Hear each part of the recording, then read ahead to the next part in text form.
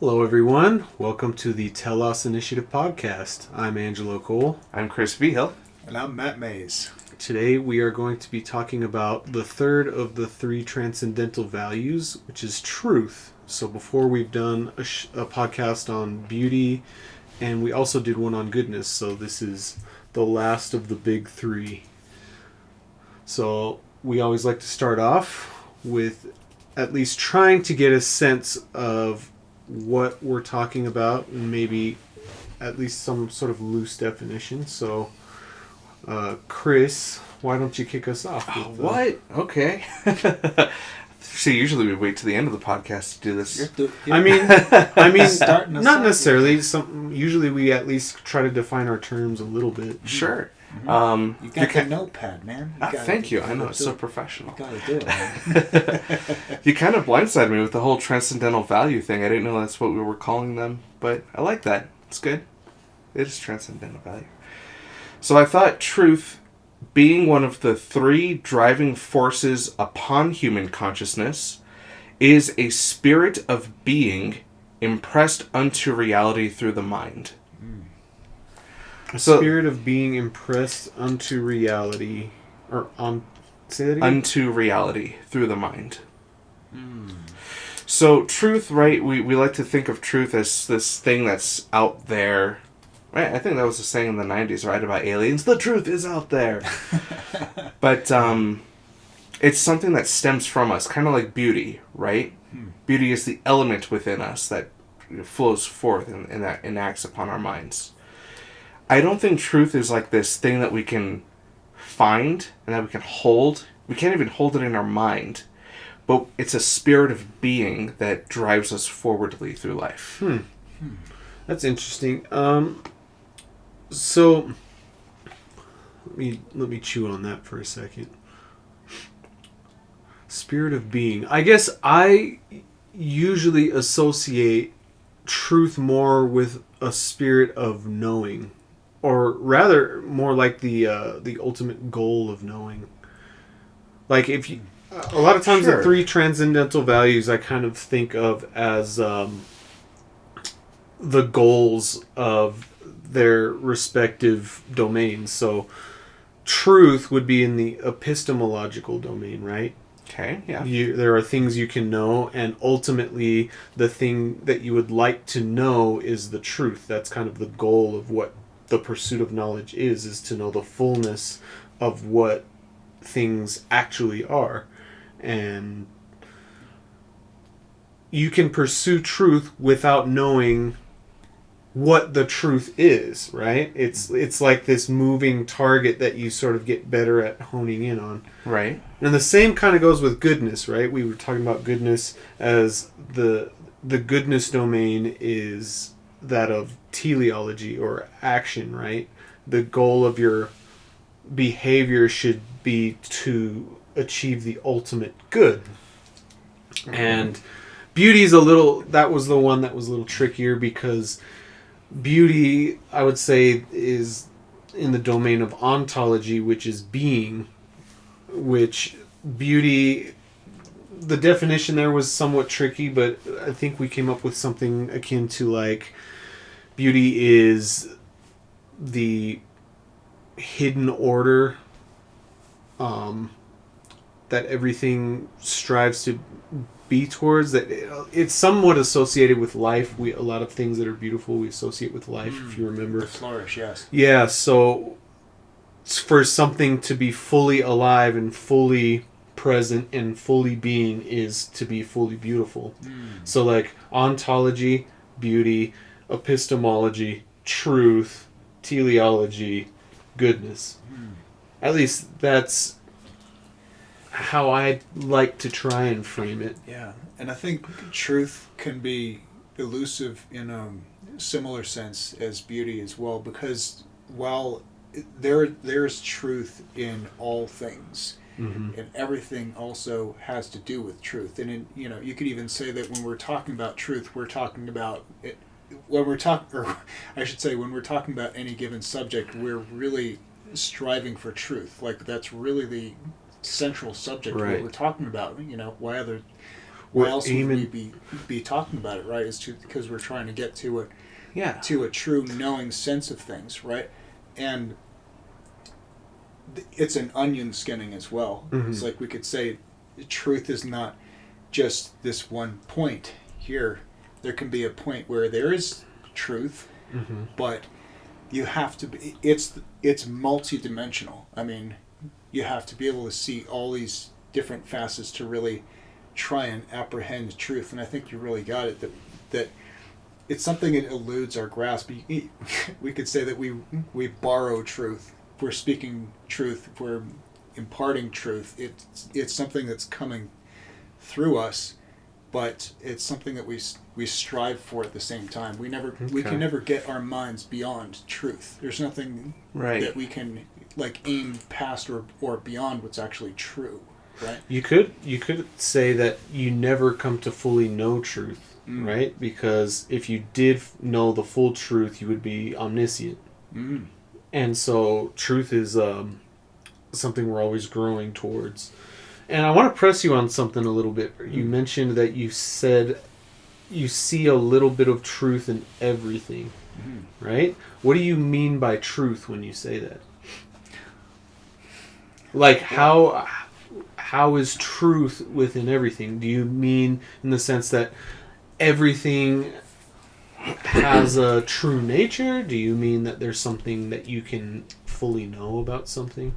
There's a level because when we're talking about truth, we're talking about not only things that are factual, but things that the way that things are interconnected and wisdom, and there's so much. I mean, all these things are tied up within this truth, right? Right. So if you're truly seeking truth, then you are truly trying to investigate to the best of your ability all these different things, which means you may have to go way over in this direction and see things that you couldn't possibly see just from this vantage point over here.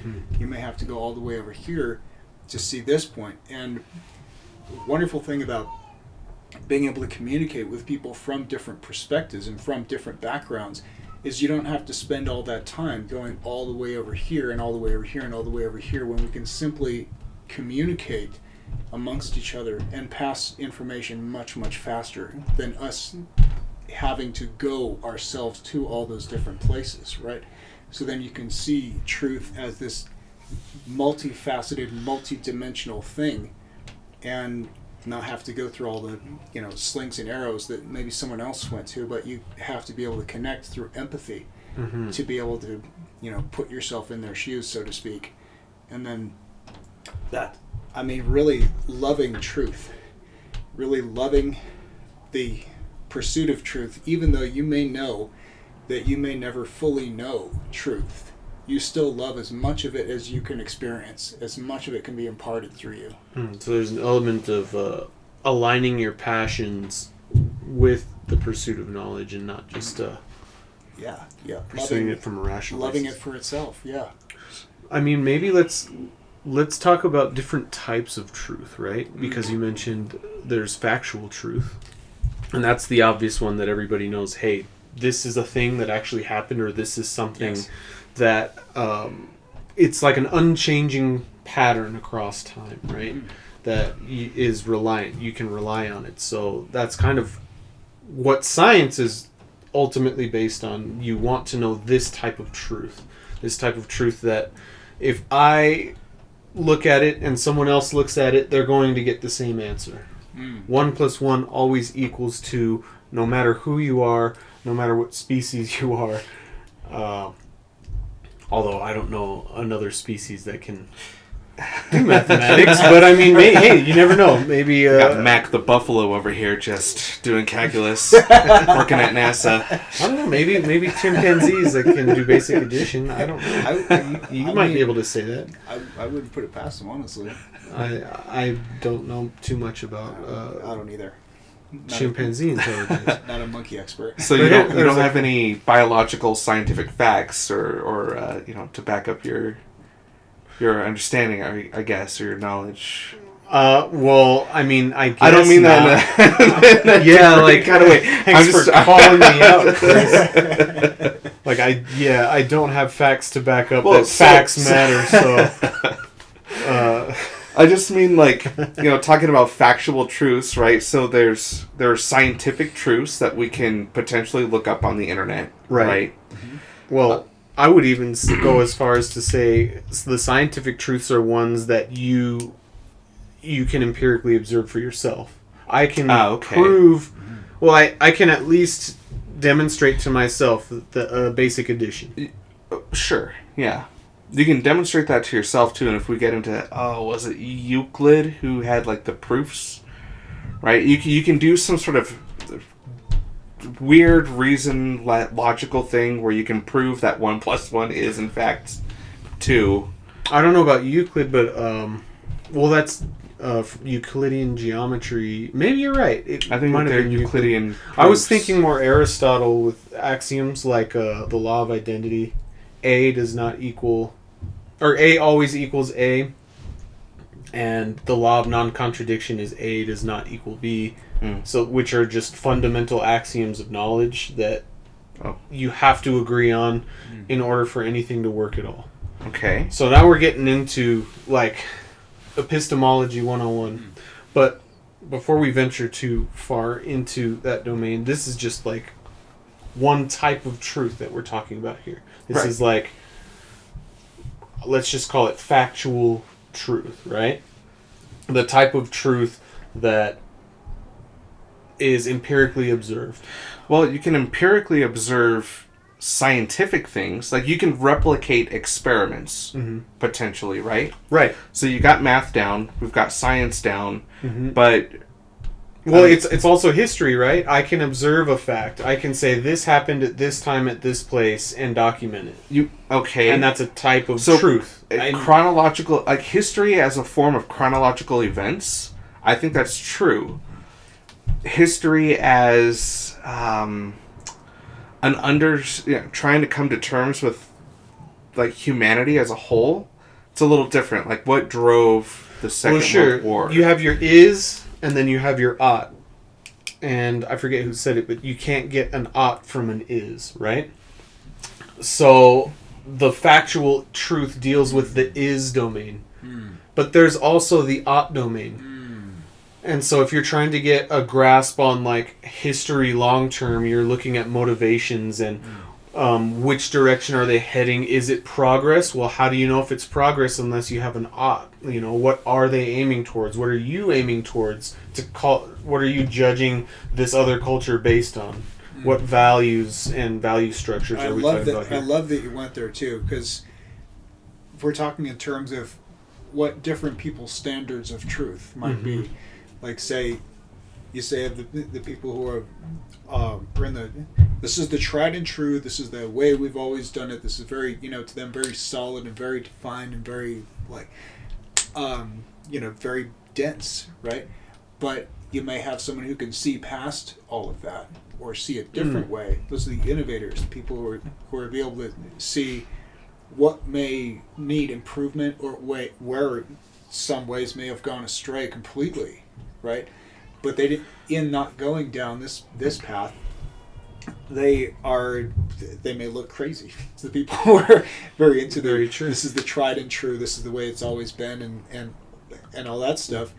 And then by the standards of the tried and true people, like, well, you don't know how all this works. How did you? And this person truly may not have immersed themselves in all of the, all the lore that went into the building up of this thing.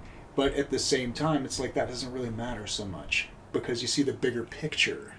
You see a way that it could have gone in a completely different direction, that none of that would have been relevant. Right. That's a key word right there, relevant. Yeah, what's relevant, like what's true, and then what's the point, right? Being able to identify the point, that's a high level everything skill, always comes back to the telos, right? It's about your aim, and what's relevant to your goal matters. Okay? So I think truth in the context of what's relevant to you brings you closer to your goal. That's what you're trying to call truth. And that is where you can kind of see a subjective element of truth where it kind of varies depending on different cultures and different timelines and histories and groups of people, because they've all got these different aims that they're headed towards. And so truth looks completely different to someone who's aiming towards, a nationalistic unifying of the country versus someone who's aiming towards, reviving their culture that's been discriminated against, or a globalist economy. They're all looking at different aspects, and things that are bad for one guy seem good for another guy. To call those types of things true is tricky, and that's why a lot of people kind of dismiss truth as being entirely subjective, because it's kind of like, well, I think the biggest reason too is because it doesn't submit to our opinions. We have to submit to it. Oh, there you go. Right. That's So then, probably the difference. Yeah, and we can hardly talk about that without talking about the if you guys are familiar with the Dunning-Kruger effect, where right, where I love the way this is referred to. Like, you learn a little bit, and then you're up here at basically Mount Stupid. And you have to go down and learn some more before you realize, like, how much there is to know, actually. And then, as you learn and you learn and you learn and you learn, then you can actually ascend towards that point of you actually know something. You actually, you've actually got a fair amount of expertise, right? Yeah, so for those of you who don't know the Dunning-Kruger effect, it's sort of like a bell curve of knowledge versus your confidence in a topic. Mm-hmm. So when you start off and learn a little bit about a topic, your confidence is actually very high oftentimes, and you think, just because you did a few Google searches and looked at some of the first links on something, that you know what you're talking about because you made the minimal effort of research. And it's popular online to accuse your opponent of the Dunning-Kruger effect if you're trying to insult their intelligence. Yes, very, very well put. Thank you for breaking that down. It's funny because I Googled truth right before I came here. Which is Dunning-Kruger. All it takes is a Google search. But this is the frustrating paradox that comes with that too. Is that the people who learn more and submit to that humility, and the ones who actually know what they're talking about, are actually less bold than the ones who actually are these boisterous. They learn a little bit. They actually don't know what they're talking about, and they're loud. Right. It's like the wise people need to be louder, and the people who are more bold need to be more quiet. And then I know it drives me crazy. It absolutely drives me crazy. So a few things that you said, like, we strive towards truth and we have to submit to truth. Now, maybe I'm biased, but all I'm just hearing is my definition of truth, which is that it's a driving force on the mind, right? And it's a state of being, because that's what I mean. So I have a talent for talking to people about their issues. It's why I got into psychology when I was in college. Wanted to be a counselor. Because when you have that state of being, that state of truthful being, you can take people's personal, private truths, their experience of reality, and you can transmutate that into wisdom. So I would say, and what do you mean by wisdom? A specialized subset of knowledge and experience that permits one to realize, in both senses of the word, both becoming aware and making real. Wisdom is about realizing meaning in life. Realizing meaning. That was beautiful, actually. Wow.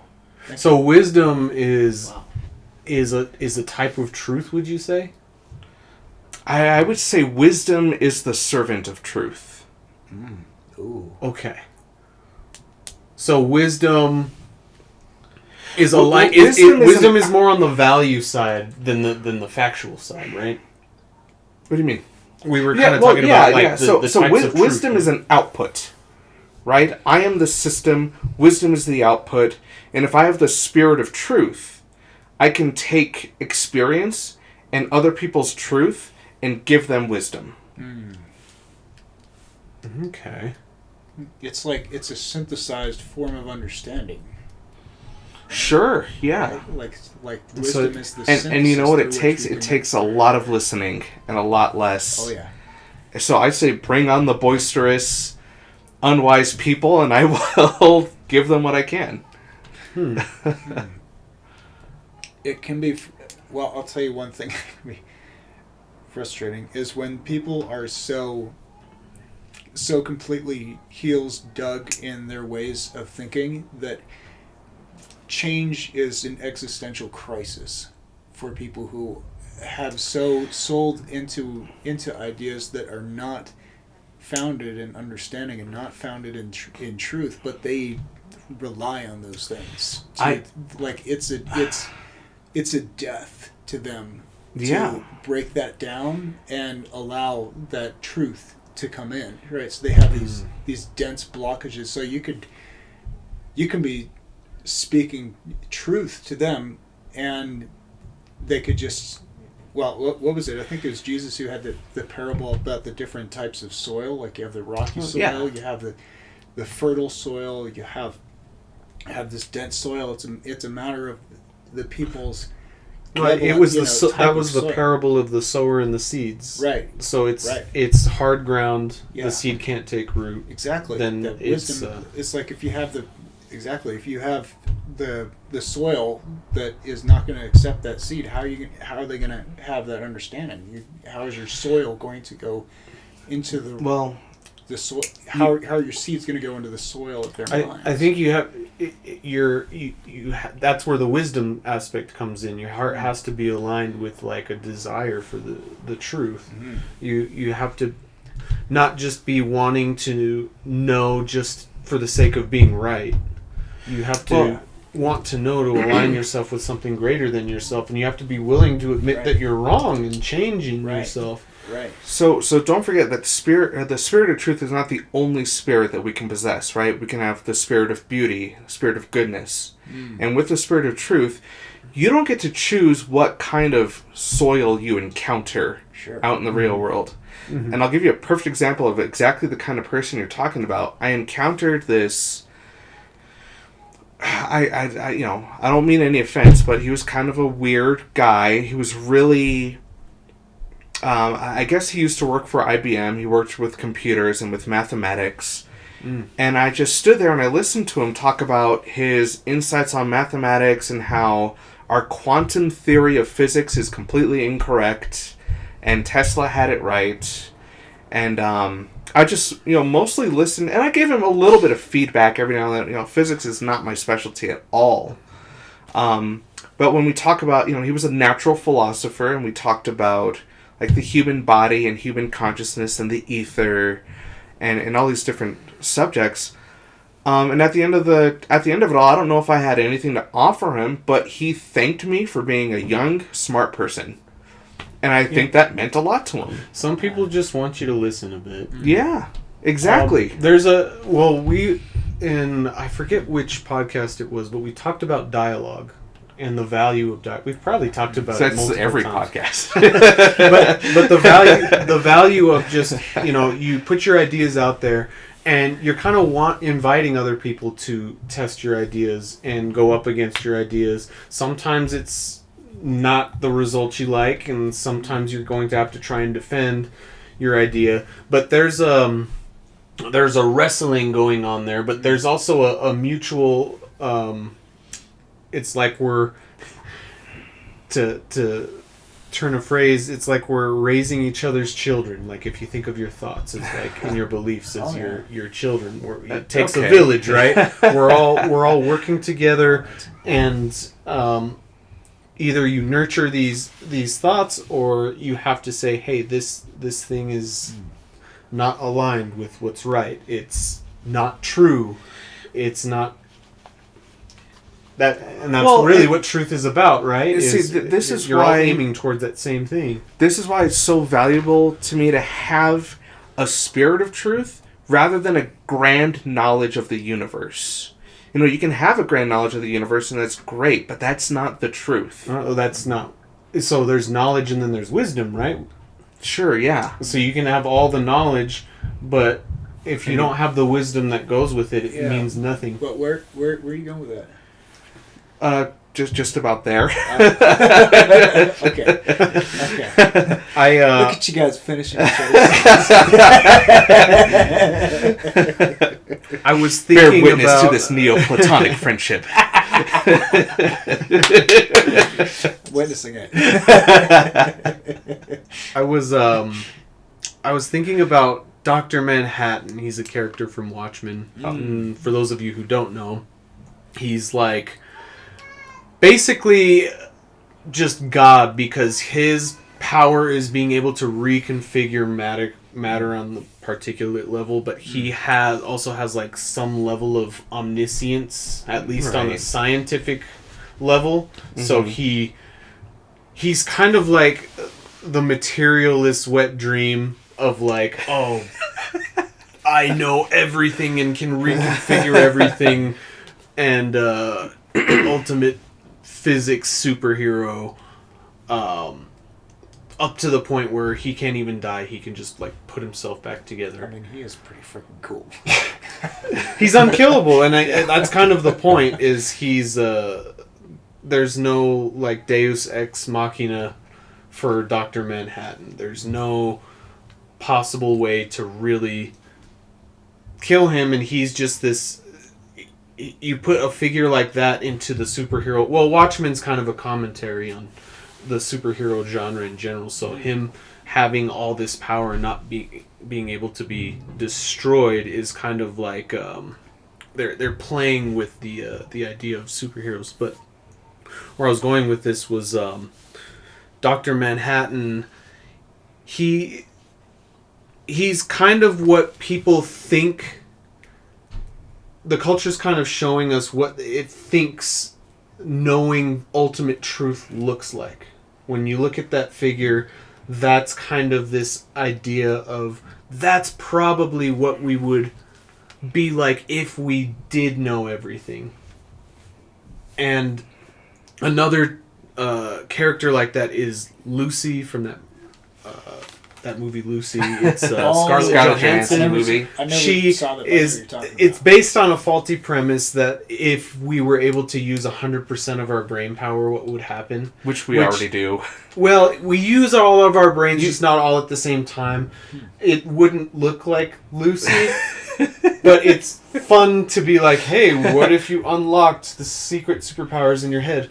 I don't know. I think if they had changed the premise just a little bit to something like limitless, like the drugs that she was taking, like unlocked her full potential. Right. Yeah, that would have been better. But whatever. But Sci-fi. Lucy's the same thing. She's just like Dr. Manhattan, in the sense that the writer of the show is like, if I could imagine what it would be like to unlock 100% of knowledge, what would I be like? And that's his take on it. Well, and here's the question on top of that too. So that's, it's a classic premise of the ultimate knowledge, or getting all the knowledge. Why do you want all that knowledge? Yeah. What would you do with all that knowledge? I suspect just because of dominate people on the internet. Well, no, it's I was literally getting to domination. It literally is about power, I think. And Nietzsche talks about the will to power, but you could even go as far back as Aristotle. He has one of his dialogues is about him talking to one of the sophists who's arguing that all of human motivation is ultimately about power and being the biggest kid on the playground. And he's arguing against that. And he's like, no, there's something deeper that we have to strive towards being, or else we're going to be, lost to... that might is not necessarily right. Right. Yeah. And what is the ultimate motivation driving your search for knowledge? That matters, and that will change your outlook on what truth actually is. Now we get to purpose, right? What is your purpose? You can use that power as a facility towards something, right? So you have a massive amount of influence. And by influencing, I don't mean manipulating or deceiving people or trying to get people to do something that's against their best interest. I mean, speaking to what resonates with people that's relevant within a collective thing. You could even say things that they already deeply desire, and you're simply someone who is pointing in a direction. Hey, this is a vision of what could be, and you unlock that for people. You unlock their imaginations and their possibilities about what could be and what ought to be. What ought to be. Yeah, I think that's true vision. That's true. That's true purpose, right? Is when you as an individual person see something that also resonates with a large group of people for the greater good. Let's talk about stories and narrative, right? A lot of times we will speak to a story being true, even if it's not factually true. And what are we saying when we say a story is true? You could maybe, I don't know if I want to venture into the Bible per se, but maybe we can, because that's what like, else is there? well, people use the Bible as a source of truth, capital T truth, and some people take that Bible literally. They're like, it's true because it's historically true, and it's every single thing in it is written is true. And some people are like, well, there's metaphorical truth. Right. So, I mean, there's this grinding problem, right? The problem of evolution, which isn't just an evolutionary problem. It's really about anthropology. But the way that the creation myth is stated in Genesis, there's no way that the earth could, like, literally, factually, right, be created in 6 days with dinosaur bones, anthropology, our understanding of the way that humans have evolved into who we are.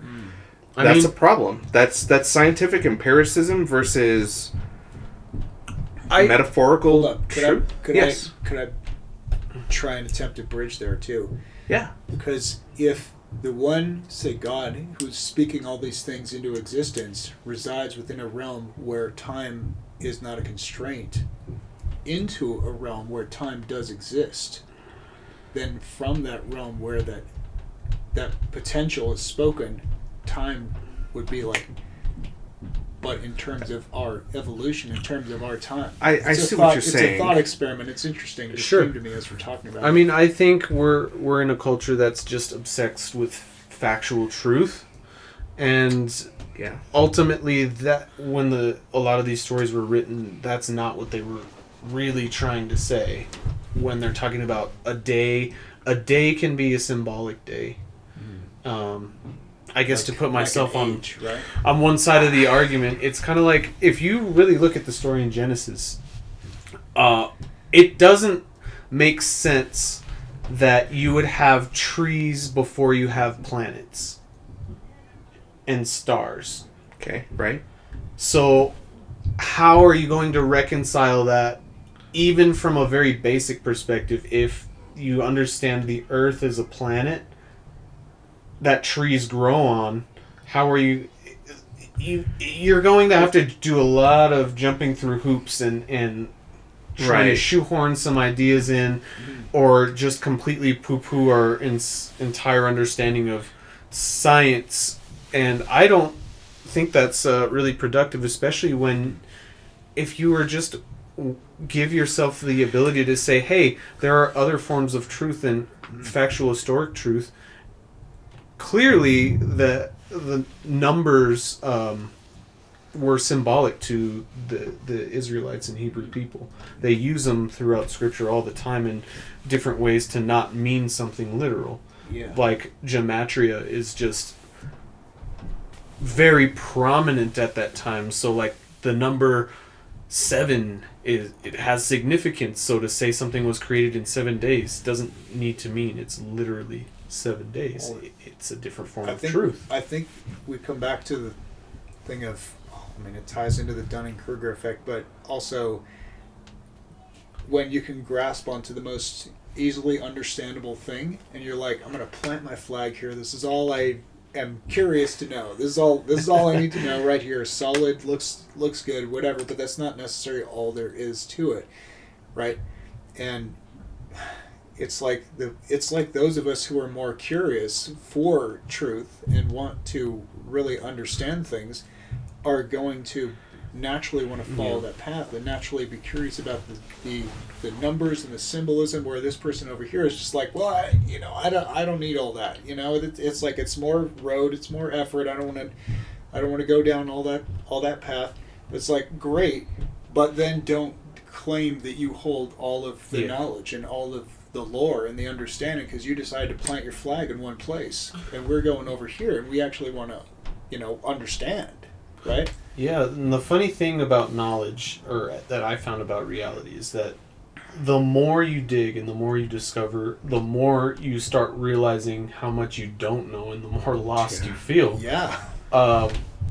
There is, in a very real sense, an irreducible complexity, and we make this presumption that the more you know, like, the better grasp you're going to get on everything. But it's almost the opposite. It's funny how we're even in science, we're seeking like this grand unified theory where everything, like, you could trace it like a domino chain all the way down, and we're finding that quantum physics and classical or general relativity, we don't even know how to reconcile those two things. We don't have this one working system that makes sense from the bottom tiny stuff all the way up to the big stuff. It just doesn't even work. And so people who are like, oh yeah, we've figured everything out, it's like, what are you talking about? In fact, I read not too long ago that some scientists swabbed a bunch of people's belly buttons and discovered hundreds of new, never before discovered bacteria just living within people's navels. Wow. Disgusting. But in you don't even know what's on your own body. So for you to see, like, oh yeah, I totally get it. Like, this whole thing is like this. You know it's what? Such hubris. It might be subconsciously they might have a fear of losing that confidence or losing that feel like, because then, like you say, have to kill your ego a little bit. Exactly. Like, the more you learn, the more you wow, you're humble. It's the ultimate Dunning-Kruger. Like, everybody is super confident in, like, this is the castle that I've built for myself, and these are the walls, and don't fuck with me. Right. Maybe you need that bottom end of getting, the combination of the humility and learning and being humble to the right thing, so that you can have authority in the world from the right place. Because then, you can say, so pissed off. I know, I feel like it comes up for me a lot, especially in this episode, but, like, so pissed off at all the foolishness. You're like, no, I have to. Wisdom must prevail in the world. Wisdom absolutely must prevail, and you have a boost to yourself. You have this combustion, like, I must speak wisdom into the world. Right. I think everybody's more forgivable when they understand your underlying intentions. So even if they can tell that you are genuinely trying to understand and know, and you're willing to say that you're wrong, people are like, well, that guy is in the pursuit of truth. He's aimed towards the right thing, so I'm willing to trust this person more than this guy who, even though he might have a lot of knowledge in a certain topic, he's rigid and he doesn't want to change his mind. Oh yeah. That's the biggest sign right there, I think, of someone that I watch out for too, in terms of... Yeah, that can be dangerous. Extremely dangerous, because they can be convincing while still not knowing and thinking that they know, and creating effects and ripples in the world as if they know. It's funny because, I think everyone will agree that we live in a time where in the American political climate, we've seen things on both sides where people think that they know something so strongly that they're willing to just die on that hill, all the way down to, and it'll affect other people in a very negative way, to the extent where you have to just be like, why can't we even talk anymore? People just like, it's like two completely different universes.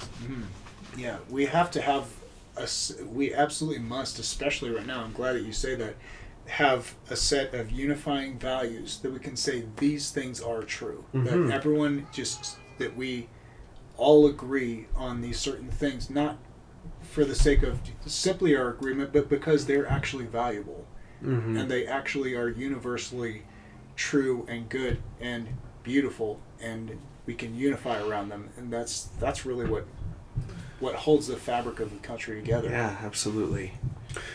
Let's talk about collective intelligence. We talked about collective consciousness before. We've talked about collective consciousness and the collective unconscious. But let's thinking about knowledge in the sense that knowledge passed down not just through one person, but through entire generations to the next generation. That's honestly what I think people are trying to say the Bible is at its core. It's this wisdom literature that is from a long, long time ago, and that, over time has had things added to it and compiled and, translated, but nevertheless, it's something that people thought was so important that they wanted to put it at the ultimate place in their pursuit of truth, that they would say this thing is the ultimate reference for where I get my knowledge or my wisdom. So first of all, for the sake of clarity, you didn't say wisdom at first. You said collective intelligence, and then you said collective knowledge. I probably was... And then when you said, intergenerationally, that brought to mind traditional. Yes, traditional. So I think I was talking while I was thinking, so I probably I wasn't as precise as I would like to be, but I was thinking probably more along the lines of collective knowledge than collective intelligence. Oh, okay. But if or do you mean like tradition, the reason I was trying to say knowledge or traditional wisdom? I would say that because I'm looking went through a thing. What I'm trying to get at is this idea that not one person is going to encapsulate truth in their own mind. There's a sense in which truth is learned and passed down and discovered even more through cultures, through this collective mechanism. And that's what I'm trying to get at. And I don't know what to call that. You know what? You make me think of, though, like different teachers over time who have, through their own life experiences, come to the same self-evident experiences. Yes. Like Martin Luther King Jr., like Gandhi, like Jesus, like the Buddha, have all come to very similar conclusions. Not just because, one of them heard from another one, there is some of that, but then you can hear a thing and then dismiss it. But they all have been compelled and led and done something about the things that they discovered. They all came to these similar conclusions, right? It's also a matter of faith and trust. Like, how much do you trust the source that you're getting your knowledge from? Some people will look at tradition and they say, well, it's a game of telephone. Over time, you pass this on, and the message changes, and then the spirit of the message is actually diminished because it's mistranslated along the way. But I don't know if that's entirely true. I would like to say that there is still hope in some traditions that people with the right intention involved would want to pass on the true message to the next generation, and that something valuable has been preserved across human time. So I think if we look to the wisdom traditions, right? Christianity, Islam, Hinduism, Buddhism, they all reflect some form of the spirit of truth. right? Mm-hmm. Now there's a bit of pagan or non-Christian literature that I really keep close to my mind and heart, and that's the Hermetic prophecy, which is that it's complex. I'm not going to repeat the whole thing. It would take several minutes, but the idea is that no matter how far we fall away from that spirit of truth, and like you said, we're kind of in this weird, rigid time in American culture and intellect. I honestly don't know if it's going to last much longer. We'll see. I'm hoping for the best, right? I mean, there's perks to it, but I think we've definitely gotten a lot out of a lot of the positives out of the Enlightenment period. Yeah. Right? But we're kind of at a time where things are starting to get muddy in this postmodernist mentality where everyone has their own truth. Is starting to infect everything to the extent where people are hungry for something real and objective, and they can't find it because their epistemology says, "Hey, it's all your opinions, man." So no matter what humans are going to choose as far as their behavior goes, right, enacting more or less violence in the world, the counterforce of the will of God will always bring us back to those spirits of truth. Or to the spirit of truth. And I think that's our collective wisdom tradition, is that if you have the spirit of truth, you're going to be okay. A spirit of truth, beauty, and goodness. And let's define okay too, because that was not the thing I was expecting you to define. No, because in order to really pursue truth, it very often may require giving up things painfully that you've clung on to, things that that are built up on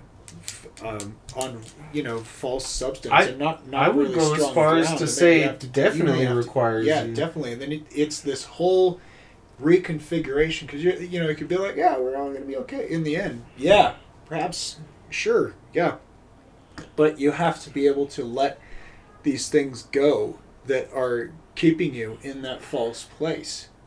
That could mean changing your whole entire life. That may mean changing your whole friend circle. Not to scare all our viewers here, but, but for this greater thing, that when you come out on the other side, then you can say, this is actually better than where I was. And there's always deaths involved, right?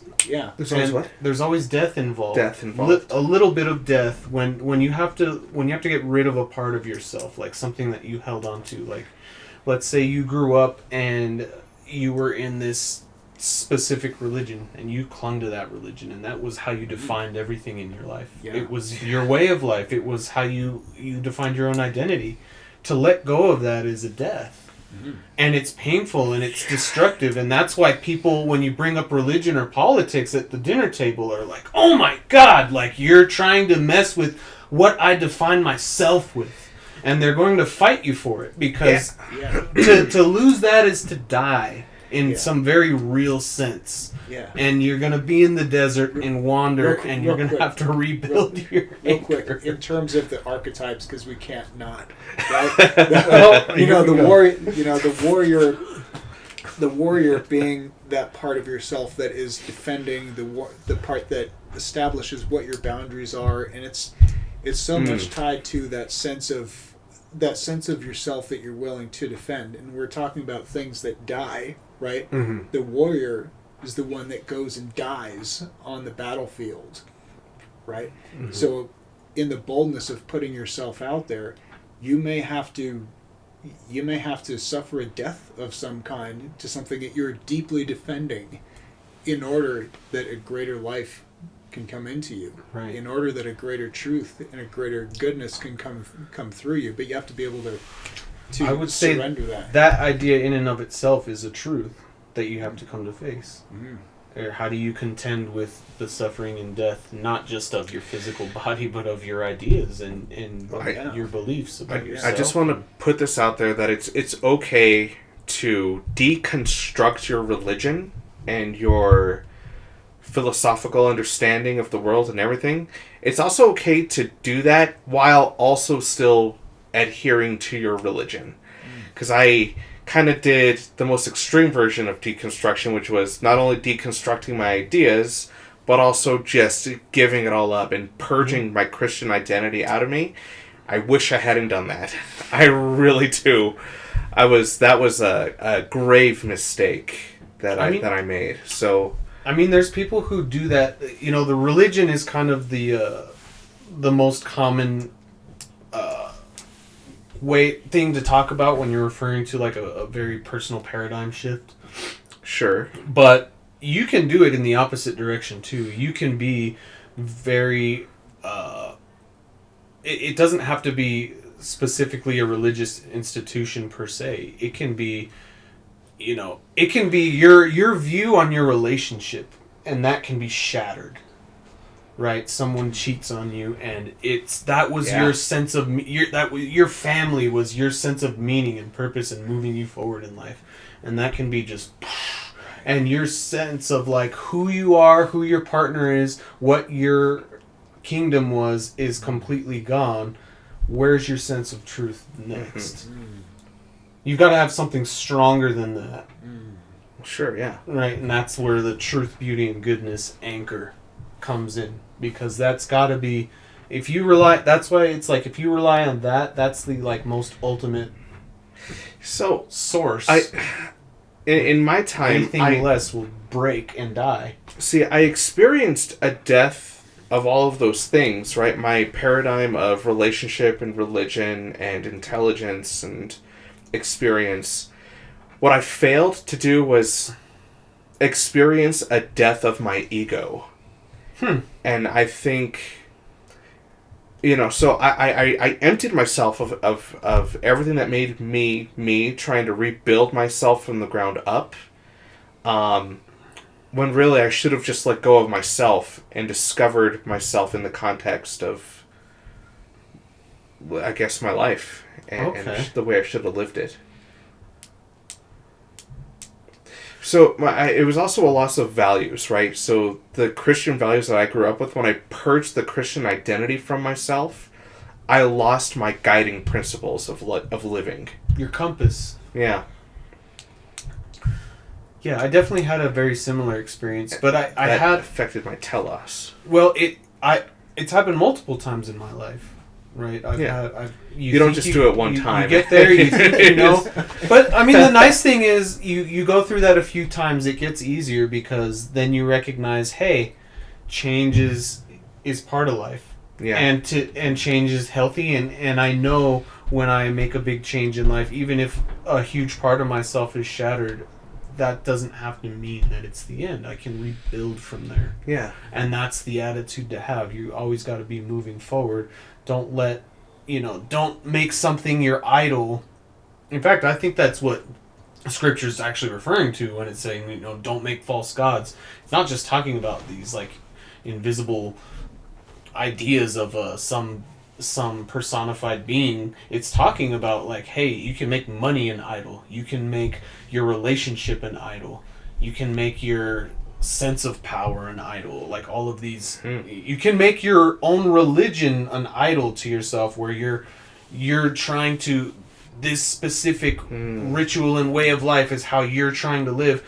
It's not the thing you should be serving, the thing that thing's aiming at, not the thing itself, right? I've never thought of it that way, and I think you're right. I think maybe in some ways that was a good thing that I. Well, when you're a child, you don't even understand things. To you, like literally, God is like an invisible friend, as in a child's mind. Right. Hold on. You can even make yourself an idol. Oh yeah, absolutely. And then there's the whole, solipsism, where you think that everything revolves around you, right? Mm-hmm. Then you're like, well, too proud to submit to anything that isn't outside of your domain. It's like the ultimate narcissism. That's right. Like, I am God. No, that's right. I believe in a higher power. It is me. Yeah, and metaphorically, like, what is the greatest sin, right? The one of pride.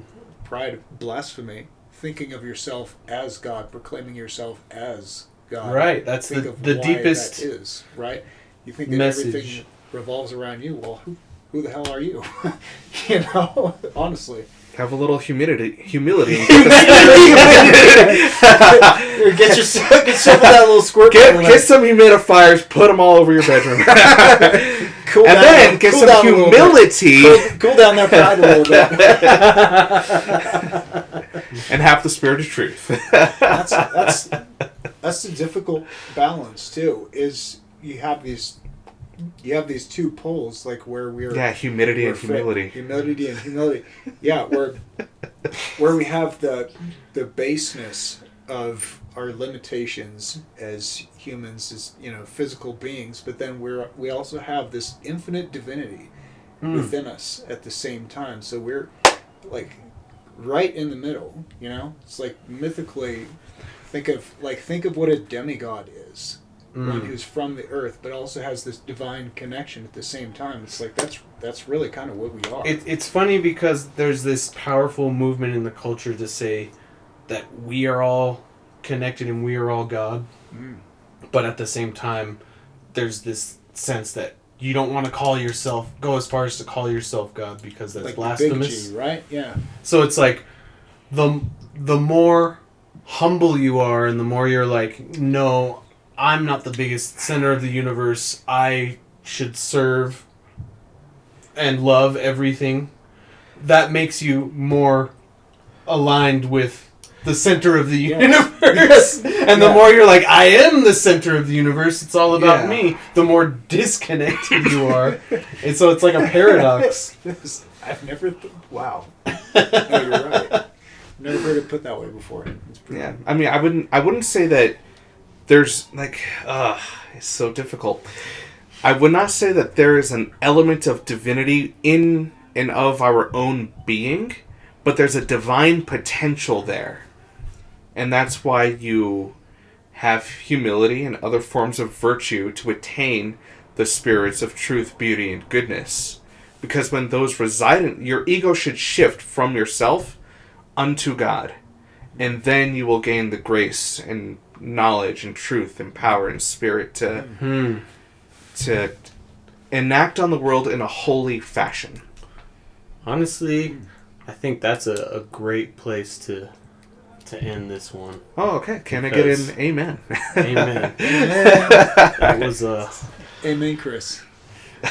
So thank you all for joining us on this journey about truth. Hopefully you learned something, and if you made it this far, we're very grateful that you are willing to watch our content and thank you so listen much. to us talk. Please do your part, like, share, subscribe, comment, share your thoughts. Let us know what you're thinking, and we hope to see you on the next one. It's been real. All right. Thank you for listening. Until next time. Take care.